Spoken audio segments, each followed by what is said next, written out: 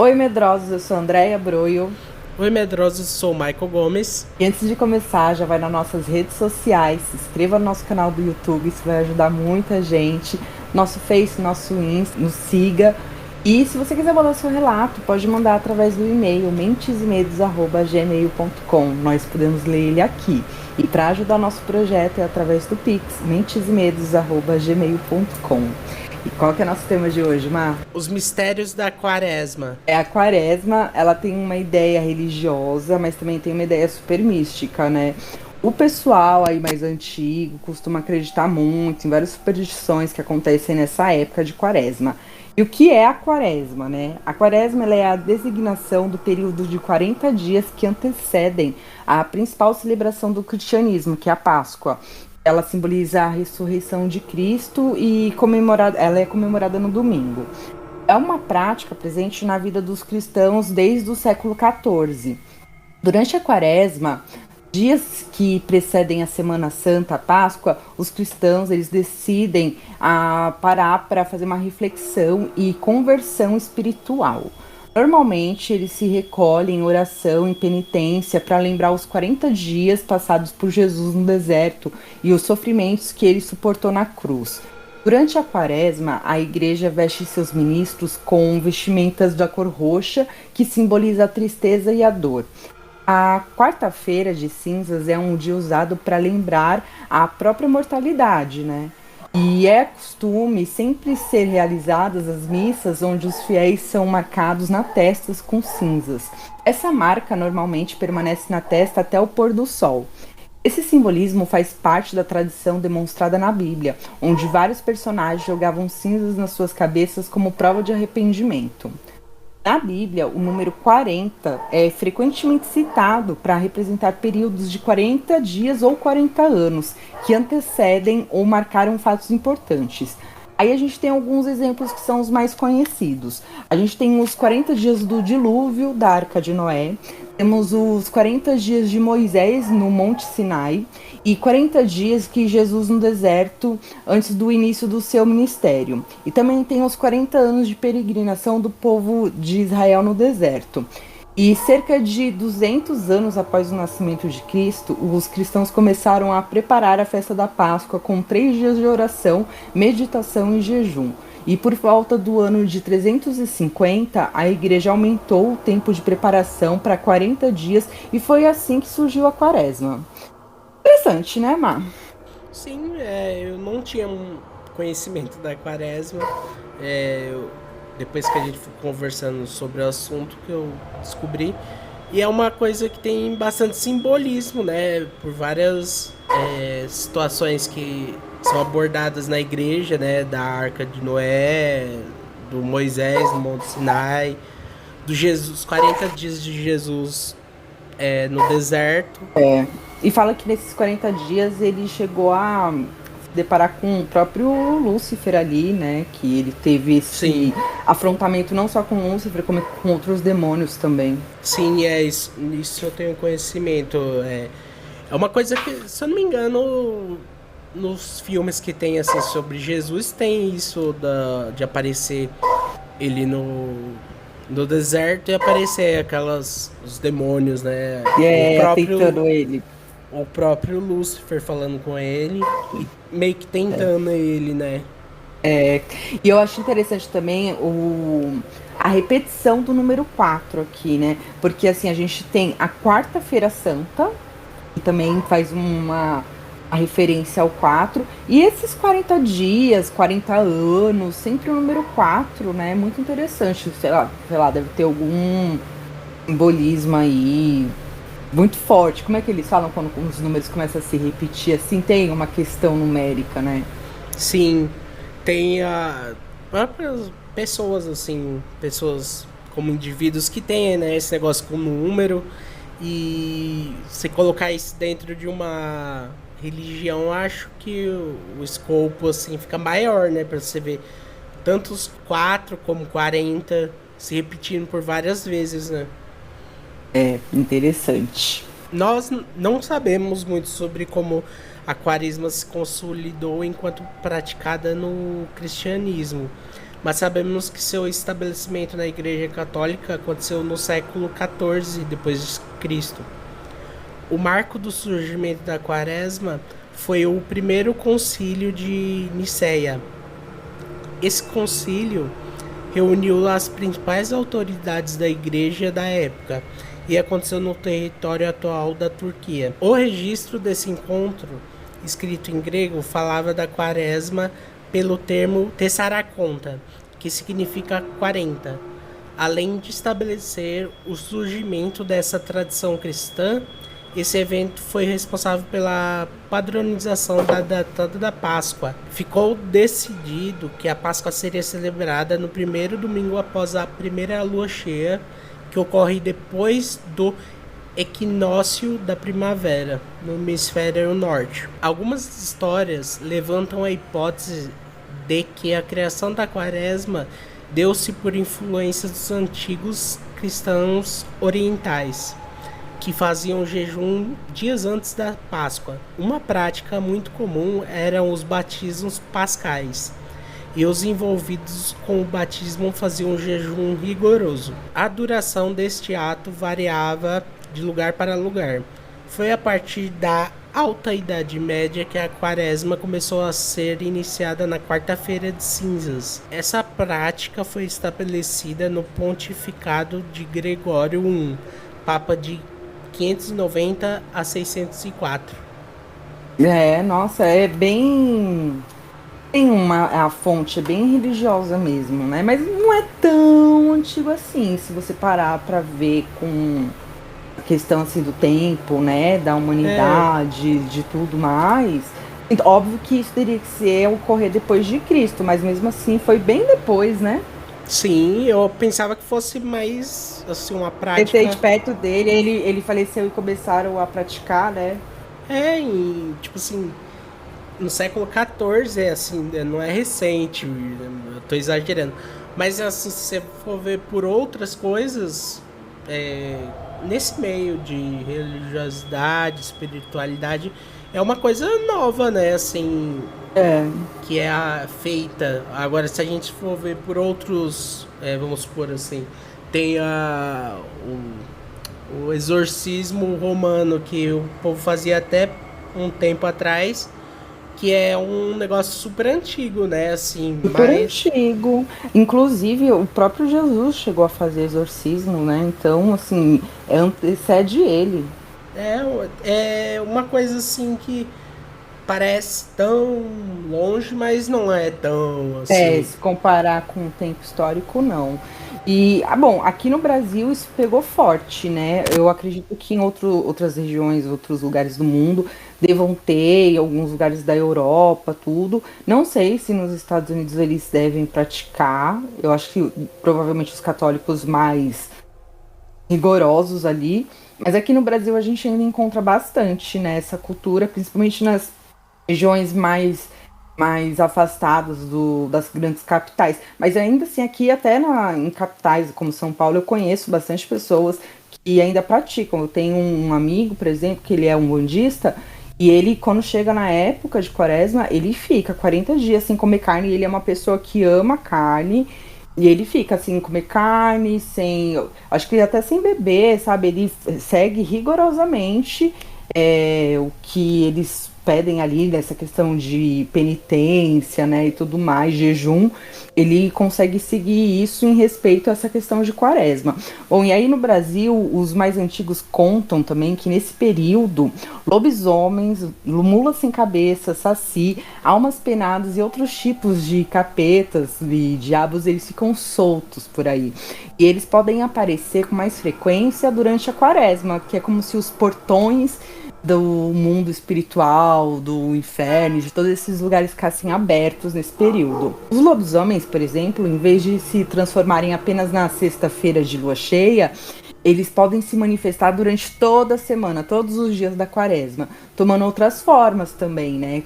Que assim, eu vi que não tem só a questão de lobisomem, tem pessoas que têm essa coisa de ser metade homem e metade lobo, que é lobisomem, tem uns que parecem um cachorro, já vi de bezerro, e até de porcos também, pessoas que se transformam em porcos, o que eu achei bem curioso.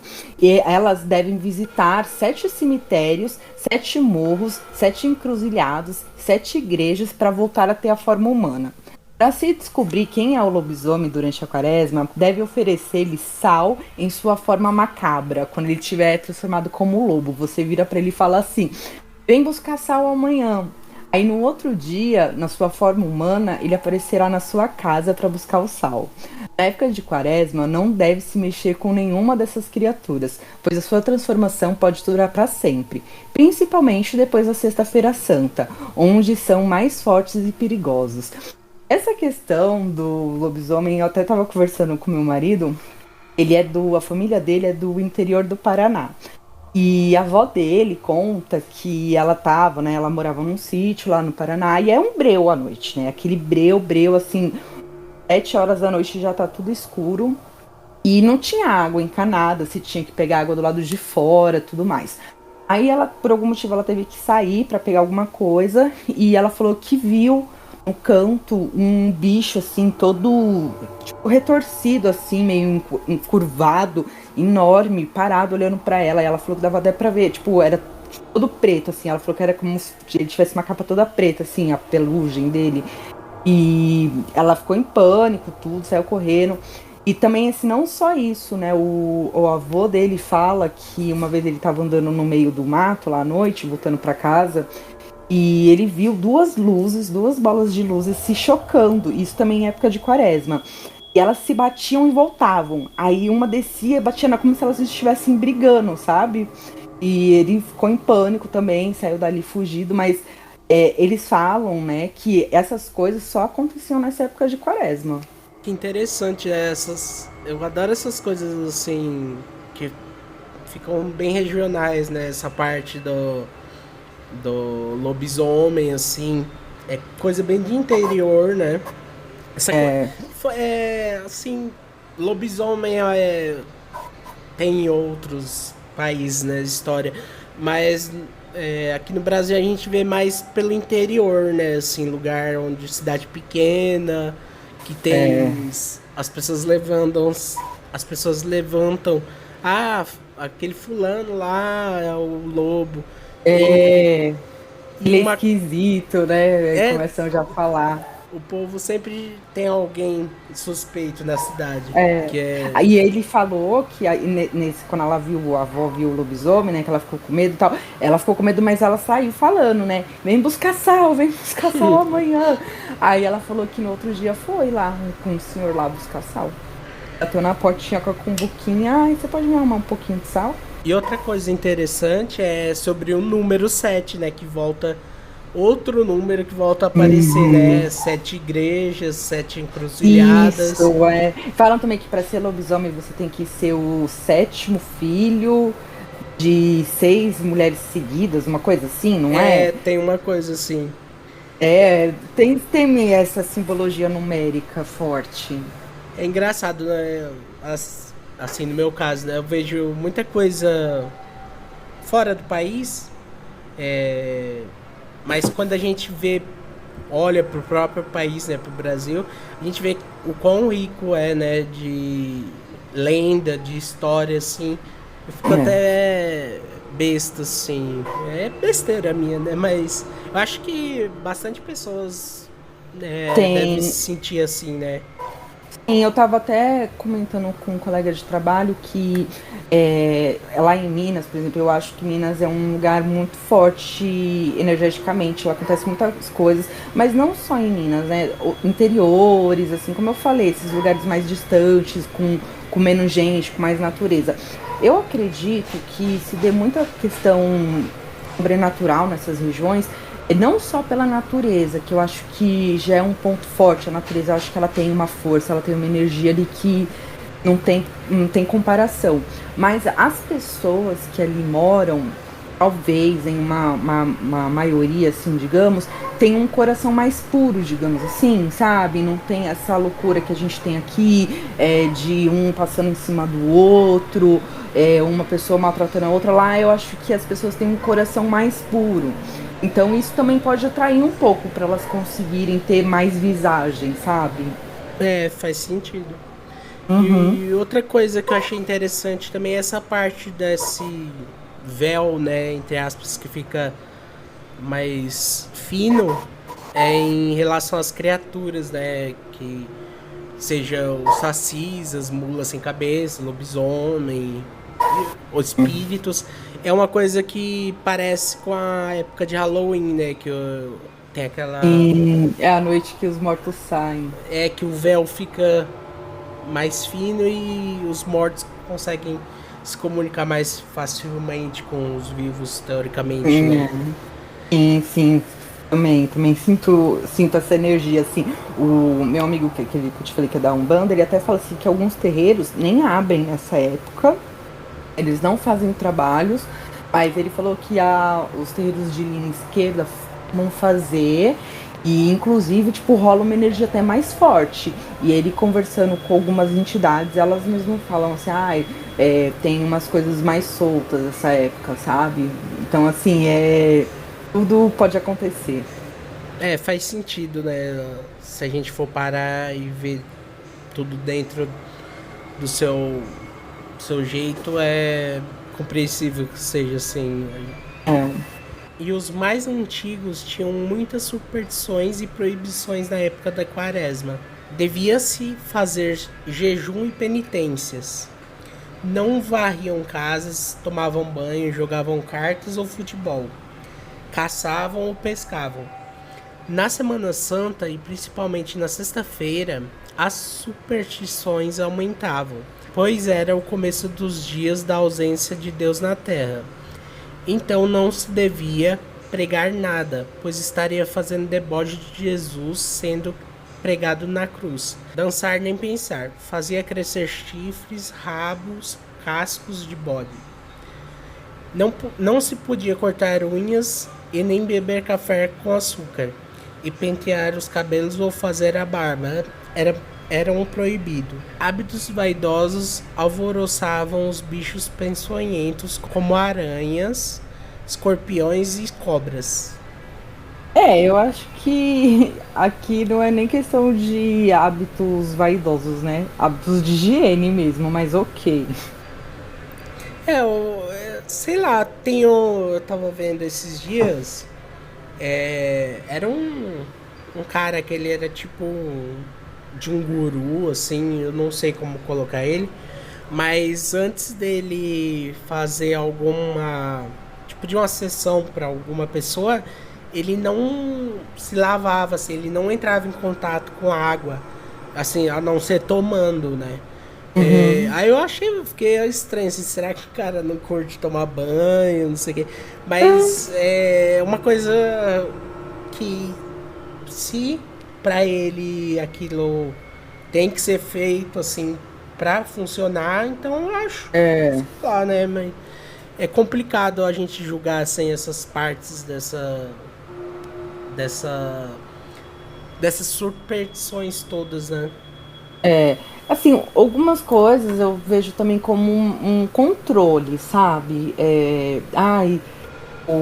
Você não pode fazer isso, que vai acontecer isso com você, e tipo, a igreja dá uma aproveitadinha em algumas É, situações que eu andei vendo, sabe? Mas no geral é mais o povo mesmo que acaba fazendo isso, mas óbvio que tem gente que usa isso pra fazer coisas ruins e, né, induzir as né? pessoas. Mas imagina, você tá penteando o cabelo lá, do nada começa a surgir cobra, Ai, credo. escorpião. E o pior é Vai. que se você acredita e você faz e você acaba vendo isso, já era, né? É, O choque vai ser de uma vez. e uma coisa engraçada que é, tipo assim, é uma superstição, né? E eu tenho essa superstição de nunca passar por debaixo de escada. Até Hum. ontem eu saí, tinha uma escada de um cara mexendo num toldo assim. Eu ia começar a passar, eu virei e passei pela rua, assim, porque eu tenho essa superstição de não passar por baixo de escada. Melhor não correr o risco, né? É, bom, se você fizer, tá tudo ok, mal não vai fazer, né? É, Bom, daí eles também têm um hábito de deixar as casas trancadas, porque a gente sabe, né, no interior muitas pessoas deixam tudo aberto, não é igual aqui, que a gente morre de medo de assalto por tudo. E eles não costumavam sair por medo de encontrar uma procissão das almas penadas, né, que era como se fosse uma procissão de gente morta, e fala assim que se você vê essa procissão, você acaba participando dela, sabe? Ou seja, você vira um morto ali no meio. Em Portugal, por exemplo, outra criatura que costuma aparecer na quarentena é a porca dos sete leitões. Assim como a mula sem cabeça, que é uma mulher que é amaldiçoada por abortar sete filhos. Bom, tem essa ideia, né, do aborto dos sete filhos, mas também tem a ideia de que ela se relacionou com um padre. Isso que ela vira mula sem cabeça, né? Então eu acho que depende muito da região. essa eu nunca tinha ouvido falar dessa maldição da Das mulher almas? ter abortado sete filhos. Nunca tinha ouvido falar É, eu sobre. também não. Eu já tinha ouvido da mulher com padre. É, eu também. Né? Agora, essa da procissão das almas penadas eu já vi, mas eu já vi no México. Sim. Eles têm, eu acho que, e não só no México, em outros lugares também do mundo tem, sabe? Tem até um. Ai, agora eu não vou lembrar qual documentário que é, deve ter sido algum documentário do Discovery. Mas tem um cara, ele vai, acho que é em busca do desconhecido, uma coisa assim. Ele vai em busca dessa procissão, dessas lendas, só que é tudo em outros países, nenhum que ele foi era aqui no Brasil, não. Então é uma história, uma lenda bem grande, pelo jeito. Nossa, imagina você sair na rua de noite e E ela dar, aparece numa época específica. dar de encontro com essa procissão. Uhum. Nossa. É, Eu imaginei ter uma cena do. Puxa, eu não me lembro se é no Piratas do Caribe. Que aparecem as almas assim dos piratas mortos. Eu acho que deve ser parecido com aquilo. deve ser. Aquelas almas meio espectro assim, sei lá. Em, em meio caveira, meio urgente, né? Meio zumbi, sei lá. Não deve ser uma coisa agradável, né? De se Não. deparar. E o perigo da quaresma seria mais perigoso para as pessoas com espiritualidade mais aguçada. Quem é considerado médium, principalmente, pois tem a maior facilidade em perceber tais fenômenos. O que se indica hoje para se fazer nessa época é a vigia da própria espiritualidade. Se comportar e se proteger para que os espíritos umbralinos não nos prejudiquem. Controlar nossos atos e vícios para que não sejam um ponto de entrada para almas trevosas. Eu acho também que quando a pessoa, quanto mais espiritualidade, mais envolvida com isso, mais facilidade ela vai ter, óbvio, né? Eu acho que mais atingida ela pode ser, por isso talvez essas pessoas devam tomar mais cuidado. Nossa, agora que eu me dei conta, eu não tinha conhecimento da quaresma, né? Agora que Hum. eu sei, vou dar uma cuidada mais assim do que eu faço. Pois é, né? Porque tudo pode acontecer na quaresma. Não custa nada, né? Se policiar um pouquinho em algo que você possa estar fazendo errado, né? Sim, a gente tem que se proteger de qualquer forma. E é isso aí, mas tem alguma coisa para indicar pra gente sobre o tema? Não, eu só queria agradecer quem ouviu até agora. Muito obrigado. E se inscreva no nosso canal no YouTube, Mentes e Medos. Deixa um gostei se puder. E até a próxima. Até a próxima, tchau.